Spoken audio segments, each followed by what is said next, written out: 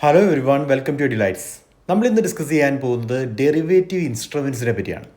So എന്താണ് ഈ derivatives? ആ വേർഡിൻ്റെ മീനിങ്ങിൽ നിന്ന് തന്നെ സ്റ്റാർട്ട് ചെയ്യുകയാണെങ്കിൽ, the value is derived from an underlying asset. അതായത് ഒരു അസറ്റിനെ ബേസ് ചെയ്തുകൊണ്ട് അതിൽ നിന്നുമുള്ള എഗ്രിമെൻറ്റ്സ്, അതിന്മേലുള്ള എഗ്രിമെൻറ്റ്സ് എന്ന് പറയാം.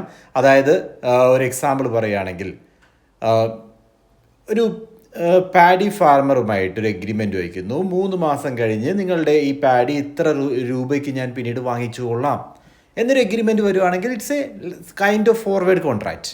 അപ്പോൾ അത്തരം എഗ്രിമെൻറ്റ്സിനെ അവിടെ ഒരു അണ്ടർലൈങ് അസറ്റ് ഉണ്ട്. ആ അണ്ടർലൈങ് അസറ്റിൽ നിന്നും അസറ്റിനെ ബേസ് ചെയ്തുകൊണ്ടാണ് ഈ ഒരു എഗ്രിമെൻറ്റ് ഫോം ചെയ്യുന്നത്. സോ അങ്ങനെ ഡിറൈവ് ചെയ്യുന്ന value of that agreement is derived from an underlying asset. അങ്ങനെ ഡിറൈവ് ചെയ്തിരിക്കുന്ന എഗ്രിമെൻറ്റ്സിനെയാണ് നമ്മൾ, അല്ലെങ്കിൽ ഇൻസ്ട്രുമെൻസിനെയാണ് നമ്മൾ ഡെറിവേറ്റീവ് ഇൻസ്ട്രുമെൻറ്റ്സ് എന്ന് പറയുന്നത്. സോ ഡെറിവേറ്റീവ് ഇൻസ്ട്രുമെൻറ്റ്സിന് നമ്മൾ മനസ്സിലാക്കിയിരിക്കേണ്ട 4 ഇമ്പോർട്ടൻറ്റ് ഡെറിവേറ്റീവ് ഇൻസ്ട്രുമെൻറ്റ്സ് ആണുള്ളത്. ഒന്ന് forward contract, 2 future contract, then swap and option contracts. So let's start. ആദ്യം നമ്മൾ ഡിസ്കസ് ചെയ്യാൻ പോകുന്നത് ഡെറിവേറ്റീവ് കൺസെപ്റ്റ് എന്താണെന്നാണ്. ബ്രീഫ്ലി നമ്മൾ പറഞ്ഞിരുന്നു എന്താണ് ഡെറിവേറ്റീവ് കൺസെപ്റ്റ് എന്ന് ക്ലിയർ ആണെന്ന് പ്രതീക്ഷിക്കുന്നു. ഡെറിവേറ്റീവ്സ് എന്ന് പറഞ്ഞാൽ these are financial instruments whose value depends on or it is derived from, എവിടെ നിന്നാണ്? ഒരു അണ്ടർലൈങ് അസറ്റുമായി ബന്ധപ്പെട്ടാണ്. So the value of an underlying asset such as stock, commodity, currency or index. Index itself ആകാം. അപ്പോൾ ഇത്തരത്തിൽ ഏതെങ്കിലും ഒരു അണ്ടർലൈങ് അസറ്റിൻ്റെ വാല്യൂവിൽ നിന്നും വാല്യൂ ഡിറൈവ് ചെയ്യുന്ന രീതിയിലുള്ള ഫിനാൻഷ്യൽ ഇൻസ്ട്രുമെൻസിനെയാണ് നമ്മൾ ഡെറിവേറ്റീവ് ഇൻസ്ട്രുമെൻറ്റ്സ് എന്ന് പറയുന്നത്. Okay, so the asset derivative instruments are those instruments whose value is derived from an underlying asset. Okay, അങ്ങനെ ഓർത്തേക്കുക. They are mainly used to hedge risk, speculate price movements and exploit arbitrage opportunities. 3 കൺസെപ്റ്റുകൾക്ക് വേണ്ടിയാണ് ഇത് നമ്മൾ ഉപയോഗിക്കുന്നത്. ഒന്നാമതായിട്ട് ഈ 3 ടേമുകൾ നമുക്ക് ഫെമിലിയർ ആയിരിക്കാം. ഒന്നാമതായിട്ട് ഹെഡ്ജിങ്, രണ്ടാമതായിട്ട് ഓർബിട്രേജ്, മൂന്നാമതായിട്ട് സ്പെക്കുലേഷൻ. സോ എന്താണ് ഈ 3 ടേമുകളും? എന്തുകൊണ്ട് ഈ പറയുന്ന കോൺട്രാക്റ്റുകൾക്ക് ഈ ടേമുകളിൽ സിഗ്നിഫിക്കൻസ് ഉണ്ട്? ആദ്യമായിട്ട് ഹെഡ്ജിങ് പറഞ്ഞു കഴിഞ്ഞാൽ, ഹെഡ്ജിങ് എന്ന് പറയുന്നത് റിസ്ക് മിറ്റിഗേഷൻ സ്ട്രാറ്റജിയാണ്. നമ്മളുടെ റിസ്ക് കുറയ്ക്കാൻ വേണ്ടി ഉപയോഗിക്കുന്ന ഒരു ടൂളായിട്ട് നമ്മൾ ഈ ഇൻസ്ട്രുമെൻറ്റ്സിൽ ഉപയോഗിക്കുകയാണെങ്കിൽ ഹെഡ്ജിങ് പർപ്പസിന് വേണ്ടി ഉപയോഗിച്ചെന്ന് പറയാം. ദെൻ സ്പെക്കുലേഷൻ, പ്രൈസ് മൂവ്മെൻറ്റ്സിൽ നിന്നും പ്രൈസ് കൂടുമെന്നുള്ള പ്രതീക്ഷയിൽ നമ്മളിപ്പോൾ ഒരു എഗ്രിമെൻറ്റിൽ ഏർപ്പെടുന്നു, അതിൽ നിന്ന് ബെനിഫിറ്റ് നേടിയെടുക്കുന്നു. പ്രൈസ് കുറയുമെന്നുള്ള തോന്നലുണ്ടെങ്കിൽ അവിടെയും നമ്മളൊരു എഗ്രിമെൻറ്റിൽ ഏർപ്പെടുന്നു, അതുവഴി ബെനിഫിറ്റ് നേടിയെടുക്കുന്നു. അങ്ങനെയാകാം. അത്തരം സ്പെക്കുലേഷൻ വഴിയും നമ്മൾ ഇത്തരം കോൺട്രാക്റ്റുകളിൽ എൻ്റർ ചെയ്യാം. പിന്നെ ഉള്ളത് ഓർബിട്രേജ് ആണ്. ഓർബിട്രേജ് എന്ന് പറഞ്ഞാൽ 2 മാർക്കറ്റുകളിലെ പ്രൈസ് ഡിഫറൻസ്, ഒരു മാർക്കറ്റിൽ കുറഞ്ഞിരിക്കുന്നു, മറ്റൊരു മാർക്കറ്റിൽ കൂടി നിൽക്കുന്നു എന്നുള്ള സാഹചര്യമൊക്കെ വരുമ്പോൾ അതിൽ നമുക്ക് അഡ്വാൻറ്റേജ് കിട്ടാൻ വേണ്ടി ചെയ്യുന്ന ആക്ടിവിറ്റീസിനെയാണ് ഓർബിട്രേജ് എന്ന് പറയുന്നത്. അതായത് ഒരിടത്ത് വാങ്ങിച്ച് ഒരിടത്ത് വിൽക്കുക എന്ന് പറയാം. കുറഞ്ഞു നിൽക്കുന്നിടത്ത് വാങ്ങിച്ചിട്ട് കൂടി നിൽക്കുന്നിടത്ത് വിൽക്കാൻ വേണ്ടി വിറ്റ് കഴിഞ്ഞാൽ അതുവഴി നമ്മൾ പ്രോഫിറ്റ് ഉണ്ടാക്കുന്നു. ഇത്തരം ആക്ടിവിറ്റീസാണ് ഓർബിട്രേജ് എന്ന് പറയുന്നത്. ഷോർട്ട് ടൈം മാർക്കറ്റ് ഫ്ലക്ച്വേഷൻസിനെ എക്സ്പ്ലോയിറ്റ് ചെയ്യാനുള്ള ഇൻസ്ട്രുമെൻറ്റ്സ് അല്ലെങ്കിൽ ആക്ടിവിറ്റീസിനെ നമുക്ക് ഓർബിട്രേജ് എന്ന് പറയാം. ഓക്കെ, സോ ആ പർപ്പസുകൾക്കൊക്കെ വേണ്ടി നമുക്ക് ഫോർവേഡ് കോൺട്രാക്റ്റ് ഉപയോഗിക്കാം. നൗ ഫോർവേഡ് കോൺട്രാക്റ്റിൽ ഡെറിവേറ്റീവ്സ് ഏത് വേണമെങ്കിലും ഉപയോഗിക്കാം കേട്ടോ. സോ ഡെറിവേറ്റീവിൻ്റെ കൺസെപ്റ്റ് പറയുമ്പോൾ നമ്മൾ അറിഞ്ഞിരിക്കേണ്ട 2-3 ടേമുകളുണ്ട്. ഒന്ന് അണ്ടർലൈങ് അസറ്റ് ആണ്. എന്തായിരുന്നു അണ്ടർലൈങ് അസറ്റ്? അണ്ടർലൈങ് അസറ്റ് എന്ന് പറഞ്ഞാൽ the value is derived from these assets, അല്ലേ? ഡെറിവേറ്റീവിൻ്റെ വാല്യൂ ക്രിയേറ്റ് ചെയ്തിരിക്കുന്ന ഈ അസറ്റിനെ ബേസ് ചെയ്തതാണ് കൊണ്ടാണ്. അപ്പോൾ ഏതൊക്കെ അസറ്റുകളാകാം? ഇൻസ്ട്രുമെൻറ്റ്സ് എന്ന് പറയുമ്പോൾ അത് സ്റ്റോക്സ് ആകാം, ബോണ്ട് ആകാം, കമ്മോഡിറ്റീസ് ആകാം, കറൻസീസ്, ഇൻട്രസ്റ്റ് റേറ്റ്സ് ആകാം, ഇൻട്രസ്റ്റ് റേറ്റ്സ് ഡിഫറൻസുകൾ, അതിൽ നിന്ന് സ്വാപ്പ് എഗ്രിമെൻറ്റ് നമുക്ക് എൻ്റർ ചെയ്യാം. അപ്പോൾ അത്തരം രീതിയിലാകാം. ദെൻ ഇൻഡൈസസ് ആകാം, ഇൻഡെക്സുകൾ. ഇപ്പോൾ നമ്മൾ സെൻസെക്സ് പോലുള്ള നിഫ്റ്റി പോലുള്ള ഇൻഡെക്സുകൾ ബേസ്ഡ് ആയിട്ടുള്ള എഗ്രിമെൻറ്റ്സും ആകാം. ഓക്കെ, സോ അതാണ് അണ്ടർലൈങ് അസറ്റ്. ഇവ ഏത് വേണമെങ്കിലും അണ്ടർലൈങ് അസറ്റ് ആകാം. ദെൻ പർപ്പസ് നമ്മൾ പറഞ്ഞു, ഹെഡ്ജിങ് പർപ്പസ് ആകാം, റിസ്ക് പ്രൊട്ടക്ഷന് വേണ്ടി, അല്ലെങ്കിൽ സ്പെക്കുലേഷൻ, പ്രോഫിറ്റ്, പ്രൈസ് മൂവ്മെൻറ്റ്സിലുള്ള പ്രോഫിറ്റ്, ഫ്ലക്ച്വേഷൻസിൽ നിന്നും പ്രോഫിറ്റ് നേടിയെടുക്കുക എന്നുള്ളതാകാം. അല്ലെങ്കിൽ ഓർബിട്രേജ്, റിസ്ക് ഫ്രീ ആയിട്ട് പ്രോഫിറ്റ് കിട്ടാനുള്ള ഓപ്പർച്യൂണിറ്റിയാണ് ഓർബിട്രേജ് എന്ന് പറയുന്നത്. ഒരു മാർക്കറ്റിൽ പ്രോഫിറ്റ് ഉണ്ട്, ഒരു മാർക്കറ്റിൽ കൂടി നിൽക്കുന്നു, ഒരു മാർക്കറ്റിൽ കുറഞ്ഞു നിൽക്കുന്നു. അപ്പോൾ അത്തരം സിറ്റുവേഷൻസിനെയൊക്കെ എക്സ്പ്ലോയിറ്റ് ചെയ്യാൻ വേണ്ടിയും ഇത്തരം എഗ്രിമെൻറ്റ്സിലേക്ക് എൻ്റർ ചെയ്യാൻ സാധിക്കും. ഓക്കെ, സോ പർപ്പസ് ഇവയെല്ലാമാണ്. ഹെഡ്ജിങ്, സ്പെക്കുലേഷൻ, അതോടൊപ്പം ഓർബിട്രേജ് ഓപ്പർച്യൂണിറ്റി, ഇതെല്ലാം നമുക്ക് പർപ്പസ് ആയിട്ട് പറയാം. ദെൻ ഫോംസ്, ഏതൊക്കെ തരത്തിലുള്ള ഇൻസ്ട്രുമെൻറ്റ്സ് ഉണ്ട് എന്നുള്ളതാണ് ഫോംസ് കൊണ്ട് ഉദ്ദേശിക്കുന്നത്. ഒന്നാമതായിട്ട് forward contract, then future contract, options, swap agreement. These are the important instruments that we will be discussing. ഓരോ ഇൻസ്ട്രുമെൻസിനെ പറ്റി നമ്മൾ മനസ്സിലാക്കേണ്ടതുണ്ട്. ദെൻ മാർക്കറ്റ് OTC എന്ന് പറഞ്ഞാൽ ഓവർ ദി കൗണ്ടർ മാർക്കറ്റ് എന്നാണ്. അതായത് നമ്മൾ ഈ പറയുന്ന സ്റ്റോക്ക് എക്സ്ചേഞ്ചുകളിലല്ലാതെ പ്രൈവറ്റ് എഗ്രിമെൻറ്റ്സിലാണ് എൻ്റർ ചെയ്യുന്നതെങ്കിൽ അത് OTC ആണ്. ഫോർവേഡ് കോൺട്രാക്റ്റ് നമ്മൾ സൈൻ ചെയ്യുന്നത് OTC ആയിട്ടാണ്, പ്രൈവറ്റ് കോൺട്രാക്റ്റ് ആയിട്ടാണ്, പ്രൈവറ്റ് എഗ്രിമെൻ്റ് ആയിട്ടാണ്. അതൊരു എക്സാമ്പിളായിട്ട് ഓർക്കുക. അല്ലെങ്കിൽ എക്സ്ചേഞ്ച് ട്രേഡഡ് ഫണ്ട്സ് ആകാം. ഫ്യൂച്ചറിൻ്റെ കേസിലാണെങ്കിൽ ഫ്യൂച്ചർ കോൺട്രാക്റ്റ് എന്ന് പറയുന്നത് എക്സ്ചേഞ്ച് ട്രേഡഡ് ഫണ്ട്സ് ആണ്. അതായത് നമ്മളിപ്പോൾ നിഫ്റ്റി ഫ്യൂച്ചർ മേടിക്കുന്നു. നിഫ്റ്റി ഫ്യൂച്ചർ എന്ന് പറയുന്നത് എന്താണ്? ഇൻഡെക്സ് ആണ്, അല്ലെങ്കിൽ എക്സ്ചേഞ്ചിൽ ട്രേഡ് ചെയ്യപ്പെടുന്ന ഇൻസ്ട്രുമെൻ്റ് ആണ്, റൈറ്റ്? അപ്പോൾ അത് മേടിക്കുമ്പോൾ എക്സ്ചേഞ്ചിൻ്റെ ഒരു ഗ്യാരൻറ്റി അതിനകത്തുണ്ട്. ബിക്കോസ് സെക്കൻഡ് പാർട്ടിയുടെ ഭാഗത്തു നിന്നുള്ള ഫെയിലിയറോ ഡിഫോൾട്ടോ ഒന്നും ഉണ്ടാകേണ്ട സാഹചര്യമില്ല. എന്നാൽ പ്രൈവറ്റ് കോൺട്രാക്റ്റ് ആണെങ്കിൽ, ഫോർവേഡിൻ്റെ കേസിലാണെങ്കിൽ അവിടെ എന്താണ്? ഇത്തരത്തിലുള്ള ഫെയിലിയർ ഉണ്ടാകാം. ഞാൻ പറഞ്ഞ ഫോർവേഡും ഫ്യൂച്ചറും ഇത് രണ്ട് എക്സാമ്പിൾസ് ആണ്. അതേപോലെ ഓപ്ഷൻ ആണെങ്കിൽ രണ്ട് രീതിയിലാകാം. ദെൻ സ്വാപ്പ് എന്ന് പറയുന്ന ഒരു പ്രൈവറ്റ് ഇൻസ്ട്രുമെൻ്റ് ആയിട്ട് പറയാം. സോ ഇതൊക്കെയാണ് നമുക്ക് ഡിസ്കസ് ചെയ്യാനുള്ളത്. Let start. സിമ്പിൾ എക്സാമ്പിളിലൂടെ എന്താണ് ഇൻസ്ട്രുമെൻ്റ് നമുക്ക് മനസ്സിലാക്കാം. ആദ്യത്തെ ഒരു എക്സാമ്പിൾ ഇതാണ്. You agree to buy one kilo of gold എന്ന് വിചാരിക്കുക, at ₹6,000 per gram next months. ഇതാണ് നമ്മൾ എഗ്രി ചെയ്യുന്നത്. Even though you don't buy the gold, the value of this deal depends upon the future price of the gold. അല്ലേ, നമ്മളിപ്പോൾ agree ചെയ്തിട്ടുണ്ട് എന്ന് പറയുമ്പോൾ പ്രൈസിൻ്റെ ഗോൾഡിൻ്റെ ഫ്യൂച്ചർ പ്രൈസിനെ ബേസ് ചെയ്തിട്ടാണ് നമ്മൾ ഈ എഗ്രിമെൻറ്റിൽ ഏർപ്പെട്ടിരിക്കുന്നത്. അപ്പോൾ അവിടെ ഒരു അണ്ടർലൈങ് അസറ്റ് ഉണ്ട്.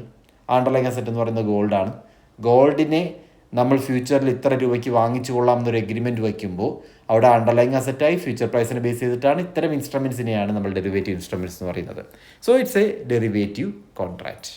Okay, hope you got it. ഇനി നമ്മൾ നേരെ പോകുന്നത് ഓരോ ടൈപ്പ് ഓഫ് ഡെറിവേറ്റീവ് കോൺട്രാക്ട്സിനെ പറ്റിയാണ്.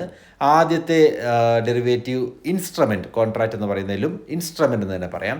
ഫോർവേഡ് കോൺട്രാക്റ്റ് അതൊരു ഇൻസ്ട്രുമെൻ്റ് ആണ്. എന്താണ് ഈ ഫോർവേഡ് കോൺട്രാക്റ്റ്? ഫോർവേഡ് കോൺട്രാക്റ്റ് എന്ന് പറഞ്ഞാൽ ഇറ്റ്സ് എ കസ്റ്റമൈസ്ഡ്, നിങ്ങളവിടെ 2-3 വേർഡുകൾ അങ്ങ് ചേർത്ത് വെച്ചാൽ മതി. ഇതൊരു കസ്റ്റമൈസ്ഡ് ഇൻസ്ട്രുമെൻ്റ് ആണ്. അതോടൊപ്പം ഇതൊരു OTC ആണ്, over the counter or private agreement ആണ്. Between 2 parties to buy or sell an asset at a specific price on a future date. 2 parties തമ്മിലുള്ളൊരു എഗ്രിമെൻറ്റ്. ഈ എഗ്രിമെൻ്റ് പ്രകാരം ഒരു ഗീവൺ പ്രൈസിൽ ഇത്ര രൂപയ്ക്ക് 6,000 രൂപ നമ്മൾ പറഞ്ഞു. 6,000 രൂപയ്ക്ക് ഈ അസറ്റ് 3 മാസം കഴിഞ്ഞ് ഇന്ന തീയതി ഞാൻ വാങ്ങിച്ചു കൊള്ളാം എന്നൊരു എഗ്രിമെൻറ്റ് വയ്ക്കുകയാണ്. ഇത്തരം എഗ്രിമെൻറ്റ്സിനെയാണ് ഫോർവേഡ് കോൺട്രാക്റ്റ് എന്ന് പറയുന്നത്. പക്ഷേ ഇവിടെ ഫോർവേഡ്സ് ആകണമെങ്കിൽ എന്തുണ്ടാവണം? 2 പാർട്ടീസിൻ്റെ പ്രൈവറ്റ് കോൺട്രാക്റ്റ് ആണ്. Then high degree of customisation will be there. Standardised instrument അല്ല. ഇപ്പോൾ ഇൻഡെക്സ് ട്രേഡഡ് ഫണ്ട്സ് ഒക്കെ എടുക്കുകയാണെങ്കിൽ, ഇൻഡെക്സ് ട്രേഡ് എന്ന് പറഞ്ഞാൽ നിഫ്റ്റിയിലൊക്കെ അല്ലെങ്കിൽ നമ്മളിപ്പോൾ സ്റ്റോക്ക് എക്സ്ചേഞ്ചുകളിലൊക്കെ ട്രേഡ് ചെയ്യുന്ന ഫണ്ട്സ് എന്ന് പറഞ്ഞാൽ എന്താ? സ്റ്റാൻഡർഡൈസ്ഡ് ആണ്. അവിടെ ഒരു കൃത്യമായിട്ടുള്ള രീതിയുണ്ട്, ഇൻസ്ട്രുമെൻ്റിന് ഒരു സ്റ്റാൻഡേർഡ് വാല്യൂ ഉണ്ട്. ആ രീതിയിലാണ് ട്രേഡ് ചെയ്യുന്നത്. എന്നാൽ പ്രൈവറ്റ് എഗ്രിമെൻറ്റ്സ് എന്ന് പറഞ്ഞാൽ 2 പാർട്ടികൾ തമ്മിൽ നെഗോഷിയേറ്റ് ചെയ്ത് അവർ തമ്മിൽ തീരുമാനിക്കുന്നതാണ് എഗ്രിമെൻ്റ് ടേംസ് ആൻഡ് കണ്ടീഷൻസ്. അപ്പോൾ അത്തരം എഗ്രിമെൻറ്റ്സിനെയാണ് നമ്മൾ എന്തെന്ന് പറയുന്നത്? ഫോർവേഡ് കോൺട്രാക്റ്റ് എന്ന് പറയുന്നത്. Okay, so forward contracts is a instrument or is a customised instrument that is created OTC, over the counter, private ആയിട്ടാണ്, between parties to buy or sell an asset at a specific price on a future date. Clear? Then it is not traded on an exchange. So it carries counter party risk. ഇതൊരു exchange traded fund അല്ല എന്ന് നമ്മൾ പറഞ്ഞു. Exchange trade അല്ലെങ്കിൽ എന്താ സംഭവിക്കുക? അവിടെ ഒരു ഡിഫോൾട്ട് റിസ്ക് ഉണ്ട്. അതാണ് കൗണ്ടർ പാർട്ടി റിസ്ക് എന്ന് പറഞ്ഞത്. കൗണ്ടർ പാർട്ടി റിസ്ക് ഇതിനകത്ത് ഉണ്ട്. ഓക്കെ, സോ ഇതാണ് ഫോർവേഡ് കോൺട്രാക്റ്റ്. ഫോർവേഡ് കോൺട്രാക്റ്റിൻ്റെ ഫീച്ചേഴ്സിലേക്ക് വരാം. ഒന്ന്, നേച്ചർ നമ്മൾ പറഞ്ഞു. These are customised agreement between parties. Clear ആണല്ലോ? 2 പാർട്ടീസ് തമ്മിലുള്ള കസ്റ്റമൈസ്ഡ് എഗ്രിമെൻ്റ് ആണ് ഫോർവേഡ് കോൺട്രാക്റ്റ്. ട്രേഡിംഗ് വെന്യൂ എവിടെയാണ്? ഓവർ ദി കൗണ്ടർ ആണ്. പ്രൈവറ്റ് കോൺട്രാക്റ്റ് ആണെന്ന് പറഞ്ഞു. ഓവർ ദി കൗണ്ടർ എഗ്രിമെൻറ്റ്സ് ആണ് ഇതിൻ്റെ ഭാഗമായിട്ട് വരുന്നത്. പിന്നെ ഉള്ളത് obligation. Both buyer and seller are bound to perform the contract. ഈ ഒരു എഗ്രിമെൻറ്റിൽ ഏർപ്പെട്ട് കഴിഞ്ഞാൽ 2 പേരും അതിൻ്റെ ഒബ്ലിഗേഷൻ മീറ്റ് ചെയ്യണം. ബിക്കോസ് ഈ എഗ്രിമെൻറ്റ് പ്രകാരം എന്താണോ പറഞ്ഞിരിക്കുന്നത് അത് നടപ്പിലാക്കുക. 3 മാസം കഴിഞ്ഞ് മേടിക്കാമെന്ന് പറഞ്ഞാൽ മേടിച്ചിട്ടുണ്ടാവണം. ഇപ്പോൾ രണ്ട് പാർട്ടീസിനും അതിൻ്റെ ഒബ്ലിഗേഷൻ ഉണ്ട്, ബയ്യർക്കും സെല്ലർക്കും അതിൻ്റെ ഒബ്ലിഗേഷൻ ഉണ്ട്. എന്തുകൊണ്ടാണ് ഇത് പറയുന്നതെന്ന് വെച്ച് കഴിഞ്ഞാൽ ഓപ്ഷനൊക്കെ വരുമ്പോൾ ഓപ്ഷനകത്ത് ഈ ഒബ്ലിഗേഷൻ അല്ല അവിടെ വരുന്നത്. Option gives you a right, not an obligation. ഇവിടെ ഫോർവേഡ് എന്ന് പറഞ്ഞു കഴിഞ്ഞാൽ അത് ഒരു ഒബ്ലിഗേഷനാണ്. That obligation is there on both the parties. രണ്ട് പാർട്ടീസിനും ഒബ്ലിഗേഷൻ ഉണ്ടെന്ന് ഓർത്തേക്കുക. ഇനിയുള്ളത് സെറ്റിൽമെൻ്റ് ആണ് ഓൺ ദി മെച്യൂരിറ്റി ഡേറ്റ്. എല്ലാ ദിവസവും അതിൻ്റെ നെറ്റ് വാല്യൂ ഒന്നും അപ്ഡേറ്റ് ചെയ്യുന്നില്ല. എന്നാണോ മെച്യൂരിറ്റി പറയുന്നത് ആ ഡേറ്റിൽ മാത്രമായിരിക്കും സെറ്റിൽമെൻറ്റ് നടക്കുക. Because these are privatised contract. ആ രണ്ട് പാർട്ടികൾ തമ്മിൽ എഗ്രി ചെയ്തിരിക്കുന്ന 60 ദിവസം കഴിഞ്ഞിട്ട് ചെയ്യാമെന്നാണെങ്കിൽ 60 ദിവസം കഴിഞ്ഞിട്ട് 6,000 രൂപയ്ക്ക് ഗോൾഡ് വാങ്ങാം എന്നുള്ള എഗ്രിമെൻ്റ് ആണെങ്കിൽ 60 ദിവസം കഴിഞ്ഞിട്ട് മാത്രമായിരിക്കും പിന്നീട് ആ എഗ്രിമെൻറ്റുമായി ബന്ധപ്പെട്ട് ചിന്തിക്കുക തന്നെ. റൈറ്റ്. അപ്പോൾ അതിനകത്ത് ഡെയിലി സെറ്റിൽമെൻറ്റ് ഒന്നും തന്നെ ഹാപ്പൻ ചെയ്യുന്നില്ല. വേറാസ് ഫ്യൂച്ചർ കോൺട്രാക്റ്റ് ആണെങ്കിൽ അത് ചേഞ്ചസ് ദ ഡെയിലി എക്സ്ചേഞ്ചിൽ റിഫ്ലക്റ്റ് ചെയ്യും. ഓക്കെ, മാർക്കഡ് ഡെയിലി എന്ന് പറയും. അപ്പോൾ ആ മാർക്കപ്പ് ഇവിടെ ഇല്ല, അത് ഫ്യൂച്ചറിലാണ് വരുന്നത്. ഇനി റിസ്ക്, ഹൈ ഡീഫോൾട്ട് റിസ്ക്. വീഴ്ച വരുത്താൻ പാടില്ലേ? പറയുന്ന പാർട്ടി വേണമെങ്കിൽ പൈസ തരാതിരിക്കാം, ഫസ്റ്റ് പാർട്ടി എഗ്രി ചെയ്ത പാർട്ടി വേണമെങ്കിൽ ആ ഗോൾഡ് കൊടുക്കാതിരിക്കാം. ഈ സാഹചര്യങ്ങളൊക്കെ ക്രിയേറ്റ് ചെയ്യാനുള്ള സാധ്യതയുണ്ട്. ഡിഫോൾട്ട് കൗണ്ടർ പാർട്ടി റിസ്ക് ഉണ്ടാകാനുള്ള സാധ്യത കൂടുതലാണ്. പിന്നെ ഉള്ളത് പേർപ്പസ് ആണ്, used for hedging or fixing future price in case of uncertainty. നമുക്ക് അൺസർട്ടൻ ആണ് സാഹചര്യമെങ്കിൽ, ഫ്യൂച്ചർ എങ്ങനെയാണെന്ന് പ്രെഡിക്റ്റ് ചെയ്യാൻ പറ്റാത്ത സാഹചര്യത്തിൽ എന്ത് ചെയ്യാം? ഫ്യൂച്ചർ പ്രൈസ് ഫിക്സ് ചെയ്യാനുള്ളൊരു ഇൻസ്ട്രുമെൻ്റ് ആണ്. മുൻകൂട്ടി തീരുമാനിക്കാം ഇത്രയും പ്രൈസ് ഞാൻ വാങ്ങും. ഒരു ചെറിയ എക്സാമ്പിൾ പറയുകയാണെങ്കിൽ, ഇപ്പോൾ കറൻസി ഫോർവേഡുമായി ബന്ധപ്പെട്ടൊരു എക്സാമ്പിൾ പറയാം. ഇമാജിൻ നമ്മൾ US നിന്നും US സെല്ലറുടെ കയ്യിൽ നിന്ന് നമ്മൾ കുറച്ച് ഗുഡ്സ് വാങ്ങിച്ചു എന്ന് വിചാരിക്കാം. ഒരു $10,000 ഗുഡ്സാണ് വാങ്ങിച്ചിരിക്കുന്നത്. എഗ്രിമെൻ്റ് പ്രകാരം 3 മാസം കഴിഞ്ഞ് പേ ചെയ്യാമെന്നാണ് പറഞ്ഞിരിക്കുന്നത്. 3 മാസം കഴിയുമ്പോൾ നമ്മൾ പേയ്മെൻറ്റ് നടത്തണം. അന്ന് വാങ്ങിച്ച സമയത്ത് $10,000 ഇന്ത്യൻ റുപ്പി ഇമാജിൻ ഒരു 83 റുപ്പീസ് ആണെന്ന് വിചാരിക്കുക. $10,000 83 റുപ്പീസ് വെച്ചിട്ട് എത്ര രൂപയാവും? That will be 8,30,000, right? Okay, അത്രയും വന്നു എന്ന് വിചാരിക്കാം. ദെൻ ഇതിന് ശേഷം നെക്സ്റ്റ് 3 മാസം നമ്മൾ പറഞ്ഞിരിക്കുന്നത്, 3 മാസം കഴിഞ്ഞപ്പോൾ ഈ ഡോളറിൻ്റെ വില 86 ആയെങ്കിൽ വാട്ട് വിൽ ഹാപ്പൻ? നമ്മൾ അഡീഷണലി എത്ര രൂപ കൊടുക്കേണ്ടി വരും? ഡോളർ വാങ്ങണമെങ്കിൽ നമ്മൾ ആക്ച്വലി അതിന് വാല്യൂ $10,000 ഉള്ളൂ. $10,000 തന്നെയാണ് അവർക്കും പേ ചെയ്യുന്നത്. പക്ഷേ ഇന്ത്യൻ റുപ്പി ഉപയോഗിച്ച് നമ്മൾ US ഡോളർ വാങ്ങണമെങ്കിൽ അന്ന് 8,30,000 രൂപയ്ക്ക് കിട്ടുന്ന $, ഇപ്പോൾ നമ്മൾ വാങ്ങണമെങ്കിൽ 8,60,000 രൂപ കൊടുക്കണം. സോ ദാറ്റ് മീൻസ് നമുക്ക് അവിടെ ഒരു ഹ്യൂജ് റിസ്ക് വരുവാണ്. 30,000 രൂപ നമ്മൾ എക്സ്ട്രാ പേ ചെയ്യേണ്ടി വരുവാണ്. ഇത്തരം റിസ്ക് ഒഴിവാക്കാൻ വേണ്ടിയാണ് നമ്മൾ ഈ എഗ്രിമെൻറ്റ് എൻ്റർ ചെയ്യുന്നത്. അതായത് ഇതേ സമയം നമ്മൾ ഇനീഷ്യലി എന്നാണോ ഈ കോൺട്രാക്റ്റ് എൻ്റർ ചെയ്തത് ആ ടൈമിൽ തന്നെ നമ്മൾ മറ്റൊരു പാർട്ടിയുമായിട്ട് എഗ്രിമെൻറ്റ് വയ്ക്കുകയാണ്. അതായത് ഇന്നേക്ക് 3 മാസം കഴിയുമ്പോൾ ഡോളറിൻ്റെ വില കുറഞ്ഞാലും കൂടിയാലും നിങ്ങളുടെ കയ്യിൽ നിന്നും ഈ പറയുന്ന $10,000 ഞാൻ 83 രൂപയ്ക്കോ 84 രൂപയ്ക്കോ വാങ്ങും. അത് ഏതെങ്കിലും ഒരു എമൗണ്ട്, നമുക്ക് 84 ഫിക്സ് ചെയ്യാം അല്ലേ? 84 രൂപയ്ക്ക് വാങ്ങും. ബിക്കോസ് ഡോളറിൻ്റെ വില കൂടുന്നുള്ള പ്രതീക്ഷയിലാണ്. 84 രൂപയ്ക്ക് വാങ്ങുമെന്ന് എഗ്രി ചെയ്താൽ എത്ര രൂപ നമ്മൾ പേ ചെയ്യേണ്ടി വരും? 8,40,000 രൂപ പേ ചെയ്താൽ മതി. എന്നാൽ യഥാർത്ഥത്തിൽ 8,60,000 രൂപ പേ ചെയ്യണമായിരുന്നു. റൈറ്റ്. അപ്പോൾ അത്തരത്തിലുള്ള ആ റിസ്ക് അവിടെ കുറഞ്ഞു. നമുക്കിവിടെ നഷ്ടം വരുന്നത്, നഷ്ടമെന്ന് പറയാൻ സാധിക്കില്ല, കറൻസി വാല്യൂവിലെ വേരിയേഷൻ കാരണം 10,000 റുപ്പീസ് ചിലപ്പോൾ എക്സ്ട്രാ പേ ചെയ്യേണ്ടി വരും. എന്നാൽ യഥാർത്ഥത്തിൽ ഇങ്ങനെ ഒരു കോൺട്രാക്റ്റ് ഇല്ലാതിരുന്നെങ്കിൽ നമ്മൾ പേ ചെയ്യേണ്ടി വരുമായിരുന്നത് 8,60,000 രൂപയാണ്. ഈ ഒരു സാഹചര്യം ആണ് ഫോർവേഡ് കോൺട്രാക്റ്റ് യൂസ് ചെയ്യുന്നതിൻ്റെ അഡ്വാൻറ്റേജ്. ഒരു എക്സാമ്പിൾ കിട്ടിയല്ലോ. എന്തിനു വേണ്ടിയാണ് ഫോർവേഡ് കോൺട്രാക്റ്റ് എന്ന് പറഞ്ഞു? ഹെഡ്ജിങ്, ഇത്തരം റിസ്കുകൾ മിറ്റിഗേറ്റ് ചെയ്യാൻ, റിസ്ക് ഒഴിവാക്കാൻ വേണ്ടിയാണ് ഫോർവേഡ് കോൺട്രാക്റ്റ് എൻ്റർ ചെയ്യുന്നത്. അതുവഴി നമ്മൾ ഫ്യൂച്ചർ പ്രൈസ് മുൻകൂട്ടി ഡിറ്റർമിൻ ചെയ്യുവാണ്. Right. So these are the features of forward contract. ഇനി ഒരു എക്സാമ്പിൾ കാണാം. മറ്റൊരു example, a farmer agrees on January 1 to sell 1 ton of rice at ₹25,000 to a trader on April 1.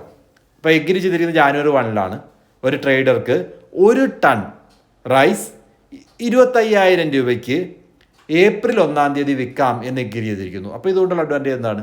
Price കുറയുകയാണെങ്കിലും April 1 ഈ ഫാമർക്ക് അത് വിൽക്കാൻ സാധിക്കും. പ്രൈസ് കൂടുകയാണെങ്കിൽ സെല്ലർ വാങ്ങുന്ന ആളെ സംബന്ധിച്ച്, ബയറെ സംബന്ധിച്ച് അദ്ദേഹത്തിന് അഡ്വാൻറ്റേജ് ആണ്. അപ്പോഴും ഈ പ്രൈസ് തന്നെ സ്വീകരിക്കാൻ പറ്റും. സോ പ്രൈസ് ഫിക്സ് ചെയ്യാനുള്ളൊരു മെക്കാനിസം ആണെന്ന് ഓർത്തേക്കുക.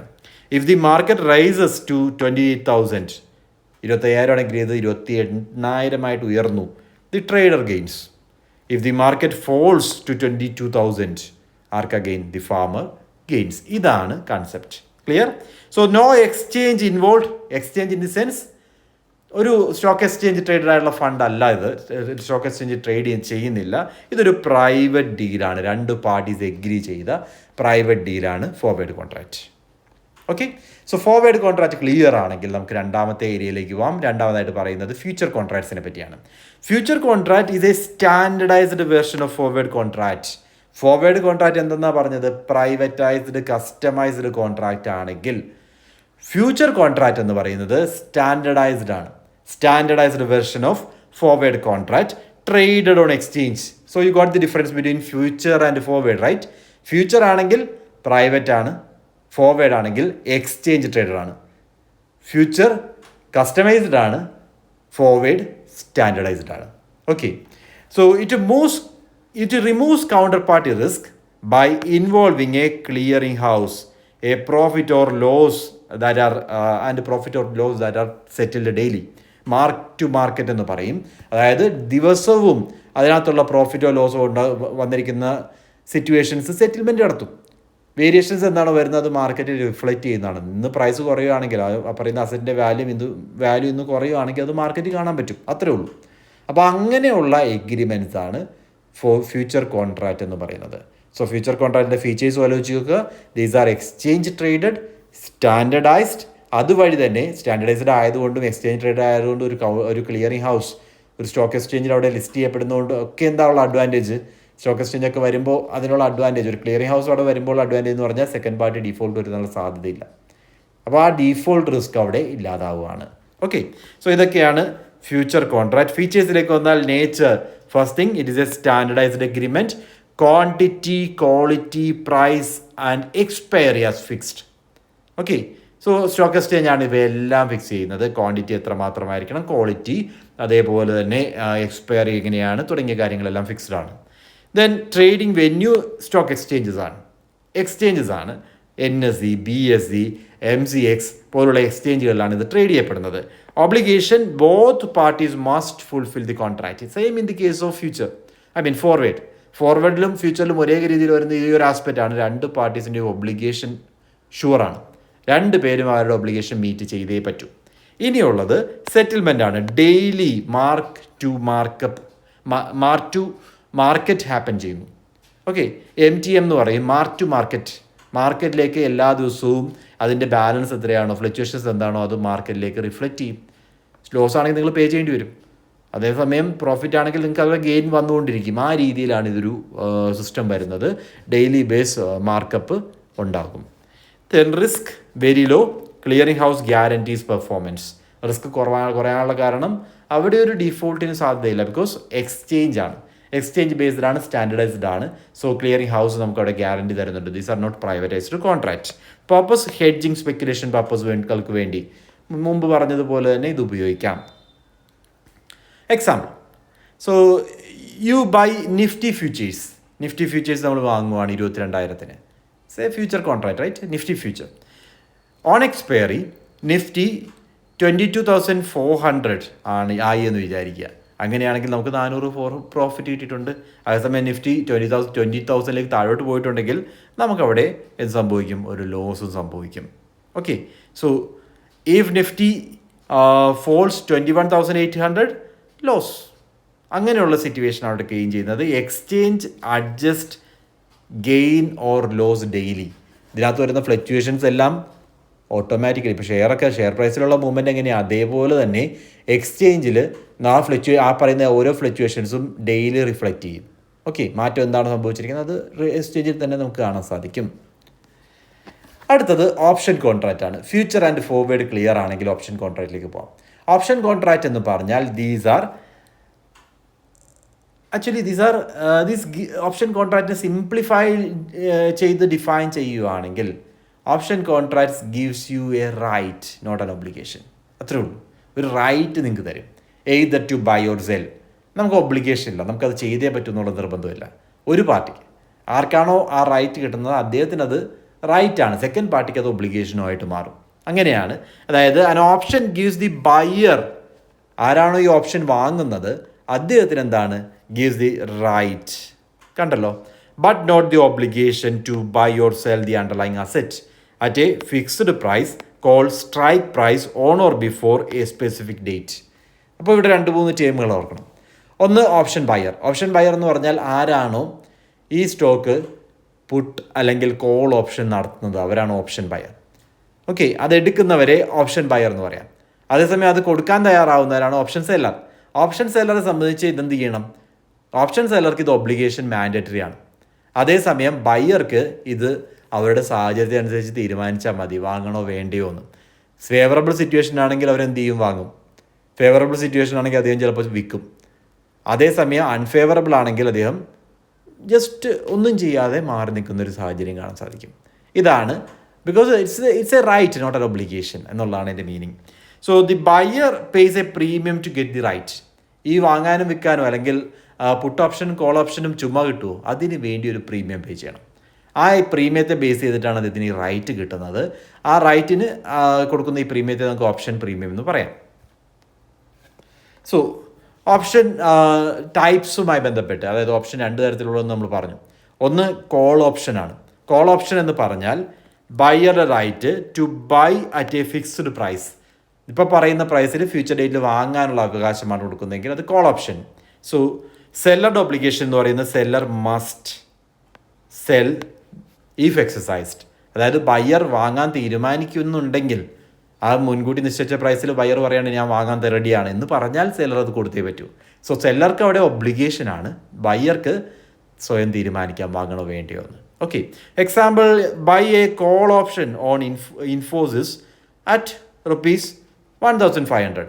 1,500 കോൾ ഓപ്ഷൻ എടുത്തു എന്ന് വിചാരിക്കുക. എന്ത് സംഭവിക്കുക, 3 മാസം കഴിഞ്ഞ് അല്ലെങ്കിൽ ആ ടൈം പറയുന്നത് എപ്പോഴാണോ അന്ന് വാങ്ങാൻ നമുക്ക് തയ്യാറാണെങ്കിൽ അത് വാങ്ങാം. ഓക്കെ, വാങ്ങാൻ തയ്യാറല്ലെങ്കിൽ വേണ്ടെന്ന് വയ്ക്കാം. അതാണ് ഓപ്ഷൻ തരുന്നത്. Profit scenario, if price rises to 1,600 100% ₹100 gain അവിടെ കിട്ടുകയാണ്. ഓക്കെ, അതായത് പ്രീമിയം നമുക്ക് അവിടെ കൊടുത്തിട്ടുള്ള എത്ര രൂപ പ്രീമിയം കൊടുത്തിരിക്കുന്ന ആ പ്രീമിയം കുറച്ചിട്ട് ബാക്കി എത്രയാണോ നമുക്ക് അഡ്വാൻറ്റേജ് ആയിട്ട് വരുന്നത് അത് നമ്മുടെ ഗെയിനാണ്. ഇതാണ് ഓപ്ഷൻ ഡീലിംഗ് എന്ന് പറയുന്നത്. കോൾ ഓപ്ഷൻ കൺസെപ്റ്റ് കിട്ടിയോ? കോൾ ഓപ്ഷൻ എന്ന് പറഞ്ഞാൽ it gives the buyer the right to buy. ഒരു പ്രീ ഡിറ്റർമിൻഡ് പ്രൈസിൽ വാങ്ങാനുള്ള അവകാശം കൊടുക്കുന്നതാണ് കോൾ ഓപ്ഷൻ. അപ്പോൾ ആ ഒരു സിനാരിയോ എന്താണെന്ന് ഓർക്കുക. ഇപ്പോൾ ഞാൻ എൻ്റെ കേസിൽ ഞാനൊരു കോൾ ഓപ്ഷൻ എടുക്കുകയാണ്. ഇൻഫോസിസിൽ 1,500 രൂപയ്ക്ക് ഷെയർ വാങ്ങാൻ വേണ്ടി കോൾ ഓപ്ഷൻ എടുത്ത് വെച്ചിരിക്കുകയാണ്. അപ്പോൾ എപ്പോഴാണോ എനിക്ക് ഫേവറബിൾ ആയിട്ട് തോന്നുന്നത് ആ സാഹചര്യത്തിൽ ഞാൻ വാങ്ങും. എനിക്ക് ഫേവറബിൾ അല്ലെങ്കിൽ എന്ത് ചെയ്യും, വാങ്ങണ്ടെന്ന് വയ്ക്കും. അപ്പോൾ ഈ ഓപ്ഷൻ എടുക്കുന്നതിന് അവിടെ ഞാൻ ഒരു പ്രീമിയം അടയ്ക്കേണ്ടി വരും. റൈറ്റ്, ആ ഒരു റൈറ്റ് കിട്ടണമെങ്കിൽ ഇനീഷ്യലി ഒരു പ്രീമിയം ഉപയോഗിച്ചുകൊണ്ടാണ് ആ ഒരു റൈറ്റ് നമ്മൾ വാങ്ങുന്നത്. ഇതാണ് കോൾ ഓപ്ഷൻ. ദെൻ അടുത്ത type put option. Put option എന്ന് പറഞ്ഞാൽ just opposite. It gives you the right to sell. മുൻകൂട്ടി നിശ്ചയിച്ചിരിക്കുന്ന പ്രൈസിൽ വിൽക്കാനുള്ള അവകാശമാണ് പുട്ട് ഓപ്ഷൻ തരുന്നത്. To sell at a fixed price. സെല്ലറുടെ കാര്യം എങ്ങനെയാണ്? ആരുടെ കയ്യിലാണോ ഈ ഓപ്ഷൻ സെല്ലർ ഉള്ളത്, ഇപ്പോഴത്തെ സെല്ലറല്ല, ഓപ്ഷൻ സെല്ലറുടെ ഉത്തരവാദിത്വം എന്ന് പറഞ്ഞാൽ ഈ ഓപ്ഷൻ വരുമ്പോൾ കൊടുത്തേ പറ്റൂ എന്നുള്ളതാണ്. ഓപ്ഷൻ സെല്ലറുടെ obligation must buy if exercised. Exercise ചെയ്ത് കഴിഞ്ഞാൽ വാങ്ങിച്ചേ പറ്റൂ. ബിക്കോസ് സെല്ലർ എന്ന് വച്ചിരിക്കുന്ന ഓപ്ഷൻ എന്ന് പറഞ്ഞാൽ അദ്ദേഹം വിൽക്കാൻ ഉള്ള അവകാശം നേടിയെടുത്തിട്ടുണ്ട്. അപ്പോൾ അദ്ദേഹം എക്സസൈസ് ചെയ്ത് കഴിഞ്ഞാൽ സെക്കൻഡ് പാർട്ടി അത് വാങ്ങണം എന്നുള്ളതാണ്. Example buy a put on TCS at 3,500. ടാറ്റയുടെ 3,500 പുട്ട് ഓപ്ഷൻ നമ്മൾ ഫിക്സ് ചെയ്തിരിക്കുകയാണ്. അപ്പോൾ 3 മാസം കഴിഞ്ഞ് 3,600 ആയെന്ന് വിചാരിക്കുക. അല്ലെങ്കിൽ 3,600 ആകുമ്പോൾ നമുക്കത് എന്താണ്,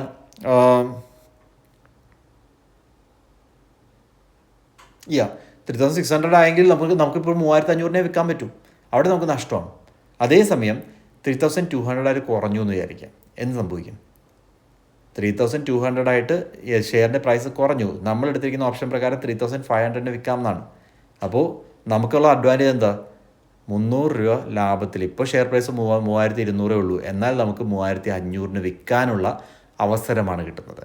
ഞാൻ നേരത്തെ പറഞ്ഞ എക്സാമ്പിൾ പ്രകാരം 3,600 ആയെങ്കിലോ, will he exercise is right? No, അദ്ദേഹം എക്സസൈസ് ചെയ്യില്ല. ബിക്കോസ് നഷ്ടമാണ്, വേണ്ട, വിൽക്കുന്നില്ല എന്ന് തീരുമാനിക്കും. ഓക്കെ, അതാണ് ഓപ്ഷൻ കൺസെപ്റ്റ് കൊണ്ട് ഉദ്ദേശിക്കുന്നത്. സോ ഓപ്ഷനുമായി ബന്ധപ്പെട്ട് ചില ടേംസ് കൂടി മനസ്സിലാക്കാം. ഒന്ന് സ്ട്രൈക്ക് പ്രൈസസ് ആണ്. സ്ട്രൈക്ക് പ്രൈസസ് എന്ന് പറഞ്ഞാൽ agreed buying or selling price. അതായത് പുട്ട് ഓപ്ഷനിലും കോൾ ഓപ്ഷനിലും എത്ര രൂപയ്ക്കാണ് എഗ്രി ചെയ്തിരിക്കുന്നത് അതിനെ ഇത്ര രൂപയ്ക്ക് വിൽക്കാൻ നമ്മൾ പറഞ്ഞില്ല, 3500 എന്ന് പറയുന്നതാണ് നമ്മളുടെ പുട്ട് ഓപ്ഷൻ്റെ പ്രൈസ്. അതാണ് സ്ട്രൈക്ക് പ്രൈസ് എന്ന് പറയുന്നത്. Then option premium. Option premium is the amount paid initially. അപ്പോൾ ഇപ്പോൾ നമ്മൾ പേ ചെയ്തിരിക്കുന്ന അല്ലെങ്കിൽ ഈ റൈറ്റ് കിട്ടാൻ വേണ്ടി നമ്മൾ കൊടുക്കുന്ന ആ എമൗണ്ടിനെയാണ് ഓപ്ഷൻ പ്രീമിയം എന്ന് പറയുന്നത്. Price paid by the buyer to seller for this right. സെല്ലർക്ക് നമ്മൾ ഇനീഷ്യലി കൊടുത്തിരിക്കുകയാണ്, ഇത്രയും രൂപ കൊടുത്തിട്ടാണ് ഈ റൈറ്റ് എടുക്കുന്നത്.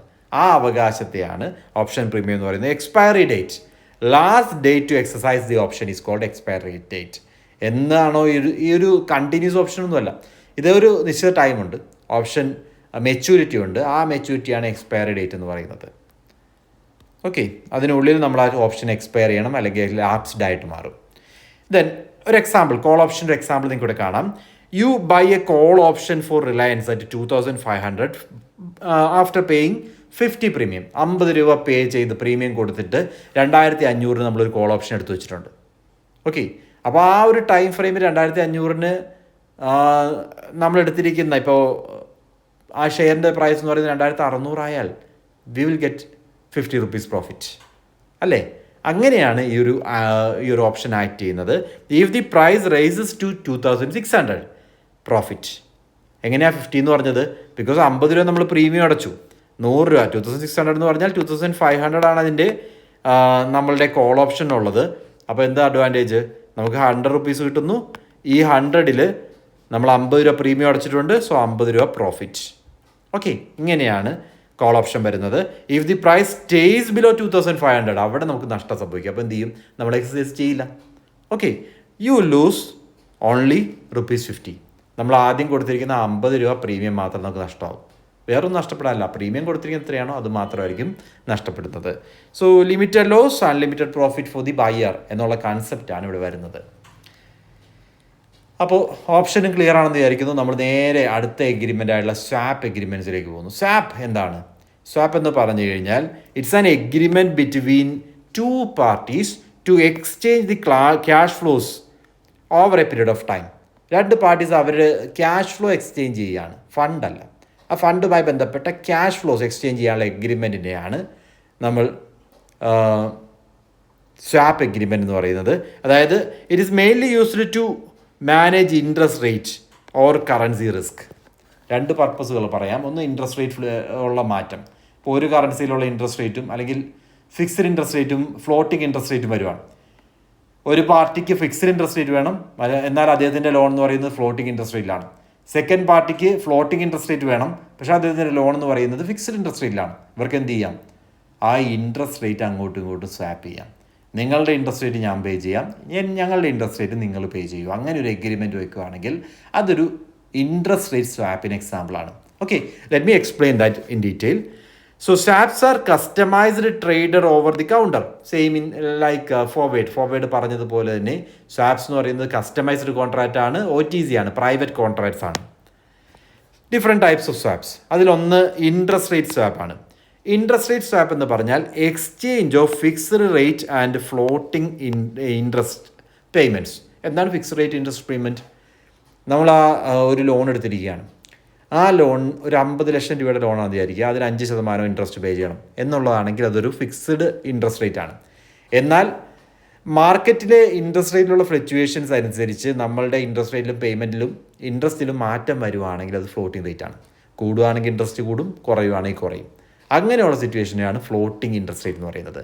അപ്പോൾ നമ്മളുടെ കമ്പനിക്ക് വേണ്ടത് ഫിക്സ്ഡ് ഇൻട്രസ്റ്റ് റേറ്റ് ആണ്, പക്ഷേ നമ്മളുടെ ലോൺ ഫ്ലോട്ടിംഗ് ആണെങ്കിൽ മറ്റൊരു കമ്പനിക്ക് ഇതിൻ്റെ ഓപ്പോസിറ്റ് സിനാരിയോയിൽ വേണമെങ്കിൽ അവരുമായിട്ട് എക്സ്ചേഞ്ച് ചെയ്യാം. അതായത് പേയ്മെൻറ്റ് എക്സ്ചേഞ്ച് ചെയ്യാം. ആ ഒരു സിറ്റുവേഷനെയാണ് നമ്മൾ സ്വാപ്പ് എന്ന് പറയുന്നത്, ഇൻട്രസ്റ്റ് റേറ്റ് സ്വാപ്പ് എന്ന് പറയുന്നത്. Example, if firm A pays fixed 8% to firm B while B pays floating LIBOR എന്ന് പറഞ്ഞാൽ ലിബോർ ആണ്. ലിബോർ എക്സ്ചേഞ്ച് റേറ്റ് എന്ന് പറയുന്നത് സ്റ്റാൻഡർഡൈസ്ഡ്, ലിബോർ എന്ന് പറയുന്നത് സ്റ്റാൻഡർഡൈസ്ഡ് ഇൻട്രസ്റ്റ് റേറ്റ് ആണ്. അത് ബാങ്ക്സ് ഇൻട്രസ്റ്റ് റേറ്റ് ഫിക്സ് ചെയ്യുന്നതിൻ്റെ ബേസിക് എന്താ പറയുക മാനദണ്ഡം എന്ന് പറയാം, അതിന് മുകളിലേക്കായിരിക്കും ഇൻട്രസ്റ്റ് റേറ്റ് വരുന്നത്. സോ ലിബോർ പ്ലസ് 2% ടു എ, അതായത് ഇവിടെ എന്താ സംഭവിക്കുന്നത്, എക്ക് 8% ഇൻട്രസ്റ്റ് റേറ്റിലുള്ള ലോണാണ് നിലനിൽക്കുന്നത്. എന്നാൽ ബിക്ക് 2% ലിബോർ പ്ലസ് 2 എന്ന് പറയുന്ന റേറ്റിലാണ്, ലിബോർ റേറ്റിൻ്റെ ഒപ്പം 2% കൂടി ആഡ് ചെയ്തിട്ടുള്ള റേറ്റിലാണ് നിൽക്കുന്നത്. ലിബോർ എന്ന് പറയുന്നത് ഫ്ലോട്ടിംഗ് റേറ്റ് ആണ്. അപ്പോൾ ഇവർ രണ്ടുപേരും അങ്ങോട്ടും ഇങ്ങോട്ടും ഇത് എക്സ്ചേഞ്ച് ചെയ്യുന്നൊരു സിറ്റുവേഷൻ. എ ബിയോട് പറയുന്നു നിങ്ങൾ ലിബോർ പ്ലസ് 2% പേ ചെയ്യുക, ബി പറയുന്നു ഞങ്ങൾ 8% വെച്ച് ഇൻട്രസ്റ്റ് പേ ചെയ്തുകൊള്ളാം. അങ്ങനെ പരസ്പരം എക്സ്ചേഞ്ച് ചെയ്യുന്ന സിറ്റുവേഷനെയാണ് നമ്മൾ ഇൻട്രസ്റ്റ് റേറ്റ് സ്വാപ്പ് എന്ന് പറയുന്നത്. സോ ഇത് പ്രധാനമായിട്ടും എന്തിനു വേണ്ടിയായിരിക്കും, to manage exposure to changing interest rates. Interest റേറ്റിൽ വരുന്ന മാറ്റങ്ങൾ, അതിന് എക്സ്പോഷർ, അതിൻ്റെ റിസ്ക് മിറ്റിഗേറ്റ് ചെയ്യാൻ വേണ്ടി ഇവർ പരസ്പരം എഗ്രി ചെയ്തുകൊണ്ട് എൻ്റർ ചെയ്യുന്ന കോൺട്രാക്റ്റാണ് ഇത്. ദെൻ സ്വാപ്പ് പിന്നെ ഉള്ളത് കറൻസി സ്വാപ്പ് ആകാം.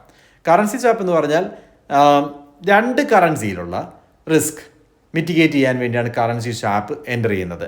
Exchange of cash flows from different currencies. ഒരു എക്സാമ്പിൾ പറയുകയാണെങ്കിൽ, ഇന്ത്യൻ ഫേമിന് ഇന്ത്യൻ റുപ്പിയിൽ ലോൺ എടുക്കാൻ എളുപ്പമാണ്, അതേസമയം US ഫേമിന് US ഡോളറിൽ ലോൺ കിട്ടാൻ എളുപ്പമാണ്. അപ്പോൾ എന്ത് ചെയ്യാം, രണ്ടുപേർക്ക് നേരെ തിരിച്ചു വേണം. US കമ്പനിക്ക് വേണ്ടത് ഇന്ത്യൻ റുപ്പിയിലുള്ള ലോണാണ്, പക്ഷേ അവരെ സംബന്ധിച്ച് US ഡോളർ ലോൺ എടുക്കുകയാണെങ്കിൽ ഇൻട്രസ്റ്റ് റേറ്റ് കുറവാണ്. ഇന്ത്യൻ കമ്പനിക്ക് വേണ്ടത് US ഡോളറിലുള്ള ലോണാണ്, അവരെ സംബന്ധിച്ച് ഇന്ത്യൻ റുപ്പിയിലാണ് ലോൺ എടുക്കുന്നതെങ്കിൽ ഇൻട്രസ്റ്റ് റേറ്റ് കുറവാണ്. അപ്പോൾ എന്ത് ചെയ്യാം, ഇവർ രണ്ടുപേരും അവരവരുടെ കറൻസിയിൽ ലോൺ എടുക്കുക, അതിനുശേഷം ഇത് പരസ്പരം എക്സ്ചേഞ്ച് ചെയ്യുക. ഈ ഒരു സിറ്റുവേഷനെയാണ് നമ്മൾ കറൻസി സ്വാപ്പ് എന്ന് പറയുന്നത്. ഓക്കെ, എക്സാമ്പിളിലൂടെ നിങ്ങൾക്ക് കാണാം, Indian firm borrows in Indian INR, US firm borrows in USD. രണ്ടുപേരും അവരവരുടെ കറൻസി ലോൺ എടുക്കുന്നു. They swap to avoid forex risk. അതിനുശേഷം എന്ത് ചെയ്യും, ഈ രണ്ട് ഫണ്ടും അങ്ങോട്ടും ഇങ്ങോട്ടും സ്വാപ്പ് ചെയ്യുന്നു. ഓക്കെ, ആദ്യം സ്വാപ്പ് ചെയ്യുന്ന പറഞ്ഞാൽ ഇൻട്രസ്റ്റ് പേ ചെയ്യാനുള്ള എഗ്രിമെൻ്റ് ആണ്. ഫൈനലി എന്നാണോ മെച്യൂരിറ്റി ആവുന്നത് അപ്പോൾ ആ ഫണ്ട് തിരിച്ചു കൊടുത്ത് സെറ്റിൽ ചെയ്യുന്നു. ഇങ്ങനെയുള്ള എഗ്രിമെൻറ്റിനെയാണ് കറൻസി സ്വാപ്പ് എന്ന് പറയുന്നത്. എന്തിനു വേണ്ടിയാണിത്, കറൻസി ഫ്ലക്ച്വേഷൻസ് വഴിയുള്ള നഷ്ടം ഇല്ലാതാക്കാൻ വേണ്ടിയാണ് ഇത്തരമൊരു എഗ്രിമെൻറ്റിൽ എൻ്റർ ചെയ്യുന്നത്.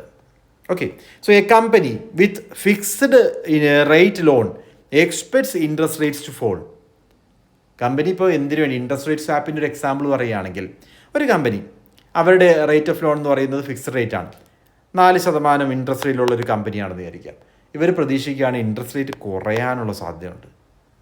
പക്ഷേ ഈ 4% ഫിക്സ്ഡ് ഇൻട്രസ്റ്റ് ആയതുകൊണ്ട് അവർക്കത് കിട്ടുമോ അതിൻ്റെ ബെനിഫിറ്റ്? ഇല്ല.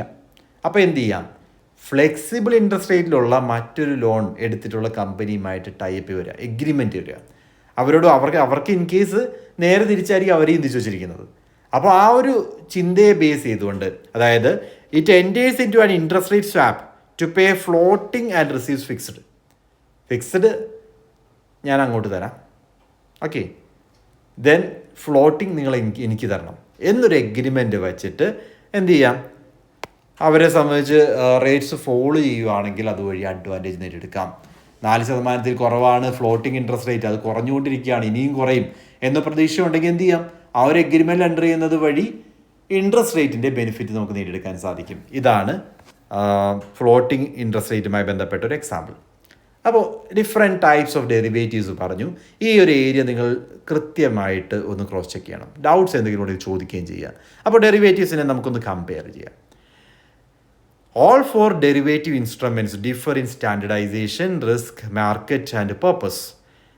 ഒരു ടേബിൾ ഉപയോഗിച്ചുകൊണ്ട് നമുക്കതിൻ്റെ കൺസെപ്റ്റ് മനസ്സിലാക്കാം. ഒരു കമ്പാരിസൺ ടേബിളാണ്. 4 ടൈപ്പ് ഓഫ് ഡെറിവേറ്റീവ് ഇൻസ്ട്രുമെൻറ്റ്സുമായി ബന്ധപ്പെട്ട് forward, future, option swaps agreements are given. The nature പറയുകയാണെങ്കിൽ ഫോർവേഡ് കസ്റ്റമൈസ്ഡ് ആണ്, ഫ്യൂച്ചർ സ്റ്റാൻഡർഡൈസ്ഡ് ആണ്, ഓപ്ഷൻ സ്റ്റാൻഡർഡൈസ്ഡ് ആണ് ആൻഡ് സ്വാപ്പ് കസ്റ്റമൈസ്ഡ് ആണ്. അടുത്തത് മാർക്കറ്റ് ആണെങ്കിൽ OTC ആണ്, ഓവർ ദി കൗണ്ടർ ആണ്. എക്സ്ചേഞ്ചിലാണ് ഫ്യൂച്ചറും ഓപ്ഷൻസും ട്രേഡ് ചെയ്യുന്നതെങ്കിൽ സ്വാപ്സും ഫോർവേഡ്സും പ്രൈവറ്റ് കോൺട്രാക്റ്റുകൾക്ക് എക്സാമ്പിളാണ്. ഒബ്ലിഗേഷൻ ഫോർവേഡ് ആയാലും ഫ്യൂച്ചർ ആയാലും അതോടൊപ്പം സ്വാപ്പ് ആയാലും ഒബ്ലിഗേഷൻ എന്ന് പറയുന്നത് രണ്ട് പാർട്ടിയിലും നിക്ഷിപ്തമാണ്. എന്നാൽ ഓപ്ഷനിൽ എന്താണ്, ഓപ്ഷൻ ബയറെ ഓപ്ഷൻ ഹോൾഡറെ സംബന്ധിച്ച് അവർക്ക് ഇതൊരു റൈറ്റ് ആണ്, not an obligation. Okay. Buyer has right only. ബയ്യറെ സംബന്ധിച്ച് റൈറ്റ് മാത്രമേ ഉള്ളൂ, ഒബ്ലിഗേഷൻ ഇല്ല. ഇനിഷ്യൽ പേയ്മെൻറ്റ് ഫോർവേഡിലൊന്നും തന്നെ ഇല്ല. അതോടൊപ്പം സ്വാപ്പിലും ഇനീഷ്യലി ഒരു പേയ്മെൻറ്റ് നടത്തുന്നില്ല. ദെൻ മാർജിനാണ്. ഫ്യൂച്ചറിൽ എന്താണ്, ഒരു മാർജിൻ റിക്വയർമെൻ്റ് ഉണ്ട്. അതോടൊപ്പം ഓപ്ഷനിലാണെങ്കിൽ പ്രീമിയം പേ ചെയ്യണം. ഈ റൈറ്റ് നമുക്ക് കിട്ടണമെങ്കിൽ നമ്മൾ സെല്ലറുടെ കയ്യിൽ പ്രീമിയം കൊടുത്താലേ റൈറ്റ് കിട്ടും. Okay. Then settlement, maturity settlement ആണ് ഫോർവേഡിൽ വരുന്നത്.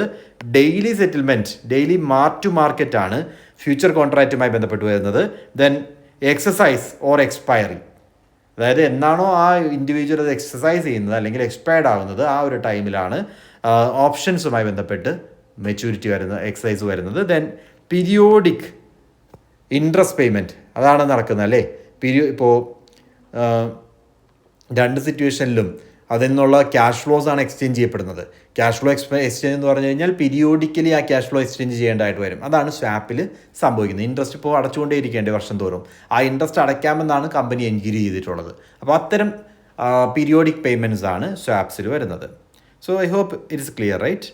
Then in case of risk continue ചെയ്യുകയാണ്. റിസ്ക് ആണെങ്കിൽ ഫോർവേഡ് കോൺട്രാക്റ്റിൽ ഹൈ റിസ്ക് ആണ്, സ്വാപ്സിൽ മോഡറേറ്റ് റിസ്ക് ഉണ്ട്. എന്നാൽ ഫ്യൂച്ചർ കോൺട്രാക്ട്സിൽ ക്ലിയറിംഗ് ഹൗസ് ഉള്ളതുകൊണ്ട് ഡിഫോൾട്ട് റിസ്ക് ഇല്ല. ദെൻ ഓപ്ഷൻസിലും ലിമിറ്റഡ് റിസ്ക് മാത്രമേ ഉള്ളൂ. ഇനി അടുത്തത് main use. Forward concept use ചെയ്യുന്നത് ഹെഡ്ജിങ് പർപ്പസിന് വേണ്ടിയാണ്. ഹെഡ്ജിങ് വഴി ബെനിഫിറ്റ് നേടിയെടുക്കാൻ വേണ്ടിയാണ് ഫോർവേഡ് കോൺട്രാക്ട് പ്രധാനമായിട്ട് ചെയ്യുന്നത്. ദെൻ ഹെഡ്ജിങ് സ്പെക്കുലേഷൻ പർപ്പസുകൾക്ക് വേണ്ടി ഫ്യൂച്ചറും ഓപ്ഷനും ഉപയോഗിക്കാം. സ്വാപ്സ് അഗെയിൻ ഹെഡ്ജിങ് പർപ്പസിന് റിസ്ക് മിറ്റിഗേറ്റ് ചെയ്യാൻ വേണ്ടിയാണ് യൂസ് ചെയ്യുന്നത്. എക്സാമ്പിൾ പറയാമെങ്കിൽ അസറ്റിന് കുറച്ച് ജനറലി ഉള്ള എക്സാമ്പിൾസ്, ഒന്ന് വീറ്റ് കറൻസിയൊക്കെ ഫോർവേഡിൽ യൂസ് ചെയ്യും. ഇൻഡെക്സ് ഫണ്ട്സും ഗോൾഡും ഒക്കെ ഫ്യൂച്ചർ കോൺട്രാക്റ്റിൽ വരാം. ദെൻ ഓപ്ഷൻസ്, സ്റ്റോക്ക്, ഷെയർസ് ആണ് ഓപ്ഷൻ ഡീലിംഗ് പ്രധാനമായിട്ടും വരുന്നത്. ദെൻ സ്വാപ്പ്, ഇൻട്രസ്റ്റ് റേറ്റ്സ് ആണ് സ്വാപ്പ് എഗ്രിമെൻറ്റിൽ പ്രധാനമായിട്ടും വരുന്നത്. ഓക്കെ, അതിൻ്റെ ഒരു നക്ഷൽ നിങ്ങൾക്കിവിടെ കാണാം. Forward contract is a private deal.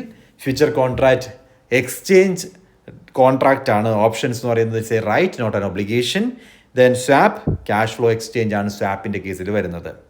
Okay, so area detail ആയിട്ട് നമ്മൾ ഡിസ്കസ് ചെയ്തിട്ടുണ്ട്. ഇനി ഇതുമായി ബന്ധപ്പെട്ട പ്രീവിയസ് ഇയർ ക്വസ്റ്റ്യൻസിലേക്കും MCQസിലേക്കും ഒക്കെ പോകാം.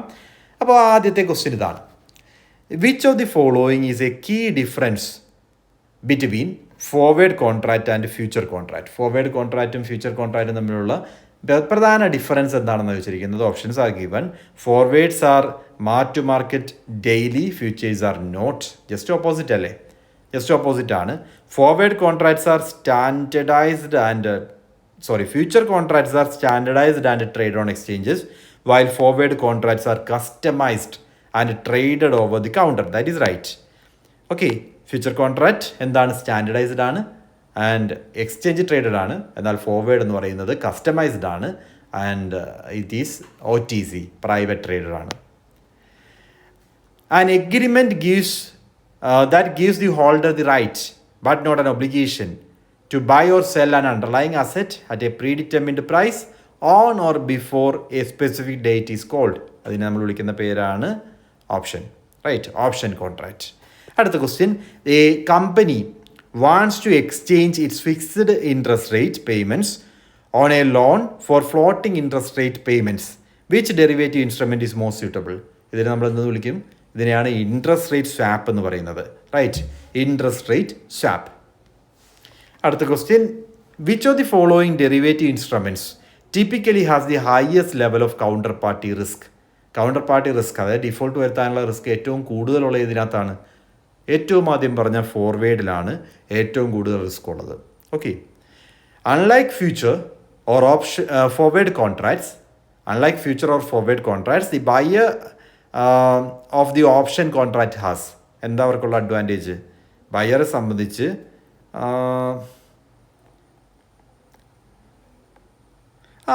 അവരുടെ റിസ്ക് എന്ന് പറയുന്നത് എന്താണ്? മാക്സിമം ലോസ് എന്ന് പറയുന്നത് എന്തായിരിക്കും? ബയ്യർക്ക് പ്രീമിയം പേ ചെയ്തത് മാത്രമാണ് ഇതിൻ്റെ മാക്സിമം ലോസ് പറയുന്നത്. അപ്പോൾ ഓപ്ഷൻസിൽ ഏതാണ് right answer? Has their maximum loss limited to the premium paid only. Premium pay ചെയ്തിരിക്കുന്ന എമൗണ്ടിൽ മാത്രം ലിമിറ്റഡ് ആണ്, അതിൽ കൂടുതലില്ല. ഇപ്പോൾ 50 രൂപയാണ് നമ്മൾ പ്രീമിയം കൊടുത്തെങ്കിൽ അൺഫേവറബിൾ സിറ്റുവേഷൻ ആണെങ്കിൽ നമ്മളത് എക്സിക്യൂട്ട് ചെയ്യുന്നില്ല. എക്സിക്യൂട്ട് ചെയ്തില്ലെങ്കിൽ 50 രൂപ പോയി, അത്രയേ ഉള്ളൂ. അതാണ് ഫ്യൂച്ചർ കോൺട്രാക്റ്റോട് ഉദ്ദേശിക്കുന്നത്. Then assertion reason type question: future contracts are more liquid than forward contracts. Future contracts are standardised in terms of quantity, quality and delivery date and are traded in organised exchanges. പറഞ്ഞിരിക്കുന്ന രണ്ട് കാര്യം ശരിയല്ലേ? Forward ആണെങ്കിൽ എന്നാണോ expire വരുന്നത് അന്ന് മാത്രമേ അത് എക്സിക്യൂട്ട് ചെയ്യാൻ സാധിക്കൂ. ഇൻ ബിറ്റ്വീൻ നമുക്ക് സെല് ചെയ്ത് ഒഴിവാകാൻ സാധിക്കില്ല. എന്നാൽ ഫ്യൂച്ചർ ആണെങ്കിൽ എക്സ്ചേഞ്ച് ട്രേഡഡ് ആണ്. എക്സ്ചേഞ്ച് ട്രേഡഡ് ആയതുകൊണ്ട് സ്റ്റാൻഡർഡൈസേഷൻ ഉണ്ട്, നമുക്കത് എക്സ്ചേഞ്ചിൽ ട്രേഡ് ചെയ്യാം.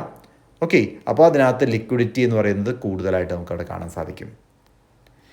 അടുത്തൊരു question again assertion reason ടൈപ്പിലാണ്. Assertion പറയുന്നത് an option is A symmetric contract imposing similar obligation on both the buyer and seller. Reason: the buyer of the option pays a premium to the seller for the right guaranteed by the contract. Similar obligation ആണ് രണ്ട് പാർട്ടീസിനും. ഓപ്ഷൻസിലേക്ക് വരുമ്പോൾ option സെല്ലറെ സംബന്ധിച്ച് അവരുടെ obligation എന്ന് പറയുന്നത് അവർക്കാണ് obligation ഉള്ളത്, ബയ്യർക്ക് റൈറ്റ് ആണുള്ളത്. അപ്പോൾ സിമിലർ ഒബ്ലിഗേഷൻ എന്ന് പറയുന്നത് തെറ്റാണ്. എന്നാൽ സെക്കൻഡ് ഓപ്ഷൻ ബയ്യറെ സംബന്ധിച്ച് പ്രീമിയം പേ ചെയ്യണം സെല്ലർക്ക്, അത് ഒരു ഗ്യാരണ്ടിയാണ്, റൈറ്റ് കൊടുക്കുന്നതിന് വേണ്ടി ആ പ്രീമിയം മേടിക്കുകയാണ് ചെയ്യുന്നത്. So second option is right. Okay, so first നമ്മൾ ഡെറിവേറ്റീവ് ഇൻസ്ട്രുമെൻസുമായി ബന്ധപ്പെട്ട ആദ്യത്തെ ലെക്ചറാണ് ഡിസ്കസ് ചെയ്തത്. അപ്പോൾ ഡീറ്റെയിൽ ആയിട്ട് ഡെറിവേറ്റീവ് ഇൻസ്ട്രുമെൻസിനെല്ലാം ഇൻട്രൊഡ്യൂസ് ചെയ്തു. ഐ ഹോപ്പ് ദി സെഷൻ വളരെ ക്ലിയർ ആയിട്ട് നിങ്ങൾക്ക് മനസ്സിലായെന്ന് പ്രതീക്ഷിക്കുന്നു. എന്ത് ഡൗട്ട്സ് ഉണ്ടെങ്കിലും ചോദിക്കുക. വീണ്ടും അടുത്ത സെഷനിൽ കാണാം. ബൈ.